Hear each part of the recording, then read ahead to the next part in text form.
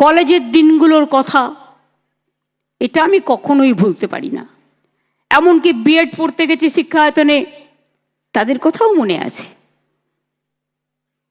কলকাতা বিশ্ববিদ্যালয়ে যাবার সুযোগ পেয়েছি খুব কম। সেই সময়টা আমি রাজনীতি করতাম, ভয়ে ভয়ে যেতাম,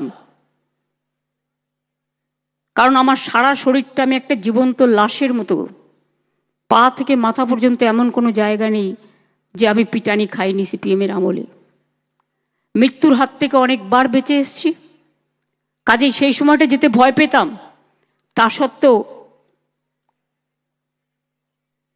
2 বছর এমের যে ক্লাস থাকে, আমি তার মধ্যে 1 বছর ক্লাস করেছিলাম লুকিয়ে লুকিয়ে। আমার পরিচয় তখন কেউ জানতে পারেনি। আমি যখন এলএলবিও করেছি তখন আমার পরিচয় কেউ জানতে পারেনি। এই একটা স্কোপ ছিল আর কি। কাজেই আপনাদের তো আজকে সুবিধে আছে, আজকে হাতের সামনে কম্পিউটার, হাতের সামনে স্মার্টফোন, হাতের সামনে সারা পৃথিবী। যে কোনো কিছু খুঁজতে চাইলেই একটা টাইপ করে দিলেই পেয়ে যাবেন। কত সুযোগ হয়েছে, আগে তো সেই সুযোগগুলো ছিল না, খাতায় লিখে লিখে পড়তে হতো, এমন অবস্থাও গেছে। সুতরাং আজকে আমার যেটা ভালো লাগছে যে স্টুডেন্টস উইক আমরা 1 জানুয়ারি থেকে 7 জানুয়ারি করি। স্কুলে স্কুলে বিভিন্ন কর্মসূচি হয়, কিন্তু এইটা ফার্স্ট ফেস্টিভ্যালের টাইম, সবাই ফেস্টিভ্যাল নিয়েও ব্যস্ত থাকেন। কিন্তু তার মধ্যেও আজকে যে সমাপ্তি অনুষ্ঠান, আমার চিফ সেক্রেটারি যখন ভাষণ দিচ্ছিলেন তখন আমি একটা ওয়ার্ড মার্ক করেছি। তিনি বলেছিলেন এটা সমাপনী অনুষ্ঠান। সমাপনীটা কিন্তু ভুল নয়, এটা একটা নতুন ওয়ার্ড, বাট যেহেতু নতুন ওয়ার্ড সঙ্গে সঙ্গে আমার কানে এটা এসছে। যেমন আমি বললাম শুভনন্দন, অভিনন্দনের জায়গায় শুভনন্দন বলাই যায়, অসুবিধের কিছু নেই। ভাষার তো বিস্তৃত হয়, অনেক বিস্তার আছে ভাষার।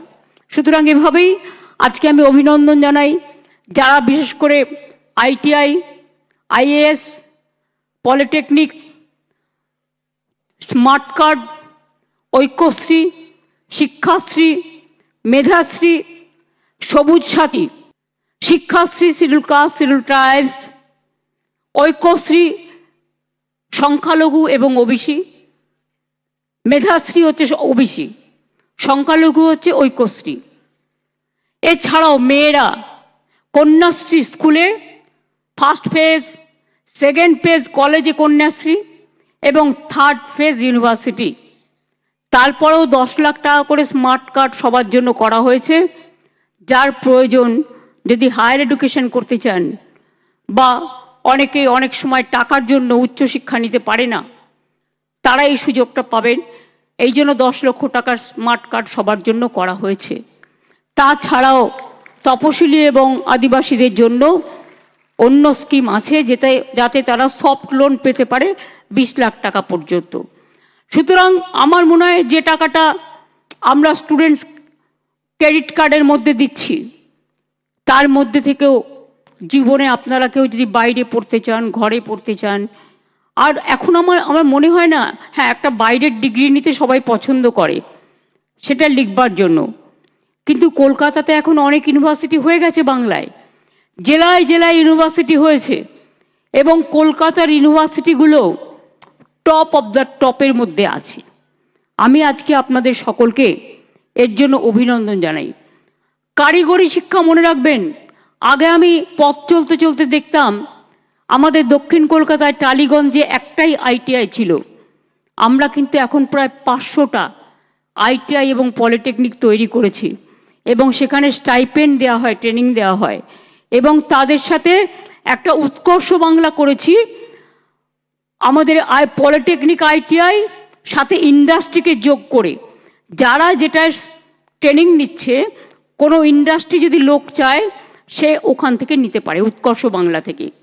উৎকর্ষ বাংলা থেকে 47 লক্ষ আমাদের কারিগরি শিক্ষা ও ট্রেনিং পেয়েছে।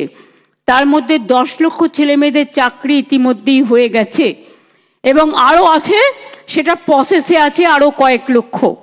সুতরাং কারিগরি শিক্ষাতেও যারা অনেকে মনে করেন যে আমার হয়তো পড়াশোনায় মন নেই, তারা কারিগরি শিক্ষা নিয়ে তারাও কিন্তু সুযোগ পেতে পারেন। আমাদের এখানে ফ্যাশন স্কুলও হয়েছে, আহরণ দুর্গাপুরে কলেজ, ইনস্টিটিউট, হোটেল ম্যানেজমেন্ট, এগুলোও সব আমরা করে দিয়েছি। আমি অনেক মিটিংয়ে বলেছি, আবার বলছি, আমার বাড়িতে একটি ছোট্ট মেয়ে ছোটবেলা থেকে ছিল, আমি এদের মানুষ করি, করে চাকরি টাকরি দিয়ে দিই, বিয়ে টিয়ে দিয়ে দিই, এভাবে আমি অনেকগুলো ছোট ছোট মেয়েকে মানুষ করে দিয়েছি। তো আমার বাড়িতে একজন ছিল, একদিন দেখি তার মেয়েকে খুব মারছে। আমি বললাম, তুই কেন মারছিস? বললো, ও বলছে গ্রাজুয়েশনে আর্টস নিয়ে পড়বে না, ও বিয়ে পড়বে না। তাই আমি বললাম, ও কি পড়তে চায়? বললো, ও ফ্যাশন নিয়ে পড়তে চায়। তা আমি বললাম, তোর আপত্তিটা কিসের? যদি ও পড়তে চায় ফ্যাশন নিয়ে, আর ওটাদের প্রতি যদি ওর আগ্রহ থাকে, অসুবিধার তো কিছু নেই। এক একজনের এক একটা দৃষ্টিভঙ্গি থাকতেই পারে। তখন আমাদের নতুন তৈরি হয়েছে আহরণ। এবার আমার কাছে খবর এলো জয়েন্ট এন্ট্রেন্সের মাধ্যমে নিতে হবে। আমি বললাম, তাহলে তো সেই বাইরের সব নিয়ে চলে যাবে, লোকাল ছেলে মেয়েরা আর চান্স পাবে না, তারা পড়তে পারবে না। সেই জন্য আমি বললাম, না, এটা হবে না।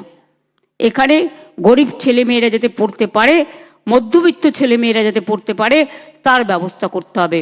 তাই সেটাকে মধ্যবিত্তদের জন্য করে দেওয়া হয়েছে।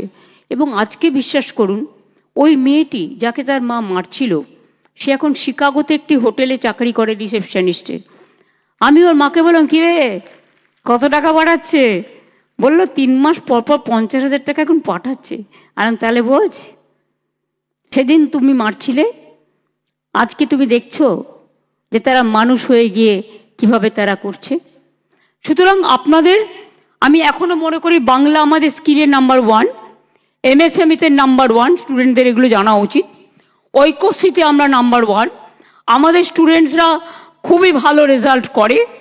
এবং যারা অল ইন্ডিয়া এআইটিটি 11 জন অল ইন্ডিয়া টপারকে, ন্যাশনাল স্কিলের 3 জন প্রাইজ উইনারকে আমরা ফেলিসিটেট করলাম।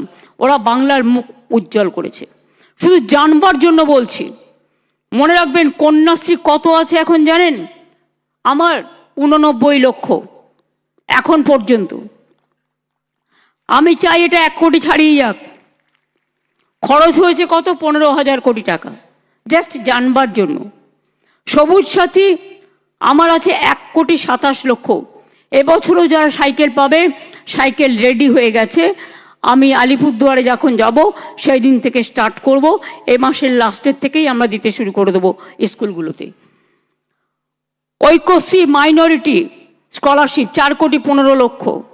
খরচ হয়েছে কত? 8,936 কোটি টাকা। শিক্ষাশ্রী 1,39 লক্ষ। খরচ হয়েছে কত? 1,063 কোটি টাকা।